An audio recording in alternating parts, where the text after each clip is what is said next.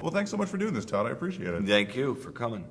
Well, hey, you invite me to Vegas to come see The Hangover 3. You won't say no? I'm not going to say no to this. Okay, good. And I just love how Mbop starts the movie. It's pretty bizarre. It's such a I don't want to give anything away, but it's such a opposite spectrum of what's about to happen. Yeah, I know. It's a perfect I'm glad you picked up on joy that. and chaos moment. Yes, exactly. It's like happiness and sadness. Yeah. So was there ever a thought, I mean, talking to people after seeing it, everyone was like, it was a little dark, but I laughed my ass off when that happened. Well, yeah, I'm like you also, but I do realize after the fact, when we do test screenings and things, that some people don't have the same exact sense of humor as me. But to me, yeah, you're laughing at the absurdity of it. You know it didn't really happen. You're watching a movie, so you have to put that out of your head and know, and just the absurdity that Alan thought it was a good idea to buy a giraffe, that you can see on the giraffe's face, I think, he's saying, wait a minute, someone didn't really think this all the way through. So it's a CGI giraffe, I assume. Well, no, the giraffe's real, but he's... How did you get him to make that look then? We just sat there and you film him, waited. and eventually he's like, what's up with these guys? And, That's amazing. When you're creating this film, do you find there's a voice that's easiest to write for? Or when you're sitting there with Craig going back and forth? They've all become easy. It's not that it's easy, but they've all become...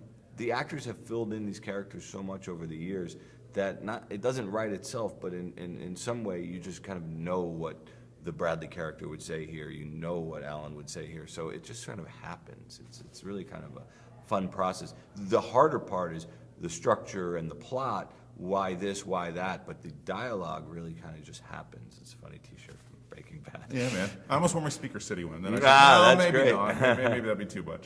Talking about the characters, though, is there a process then for the third film where everyone loves the characters? You could put them in any situation. People are going to come see this movie. Yeah. So is there a dilemma, or is it easier because of that? No, I mean, it's still a dilemma because you want it to have real stakes and feel real and feel all those things that matter. But I agree with you in that it's very much with these movies. I feel like, after that first one, it was such a huge hit.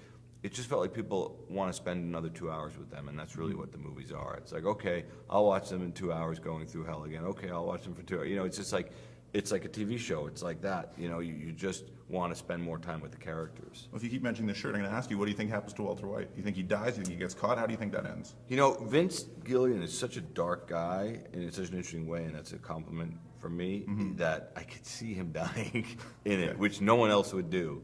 But I just feel like the guy is so dark, the creator, and so interesting what he's done with it, that I feel like he might go there. Cool. We'll get back to this film because that's what we're here to talk Yeah, about. that's okay. I heard you got to control the Bellagio fountains. You had your hand on the button. Yes. What was That was a pretty good feeling. It was pretty cool. It is kind of an amazing thing because, on the first Hangover, we could barely get a hotel to let us, stay there, let alone shoot there and take over like we had.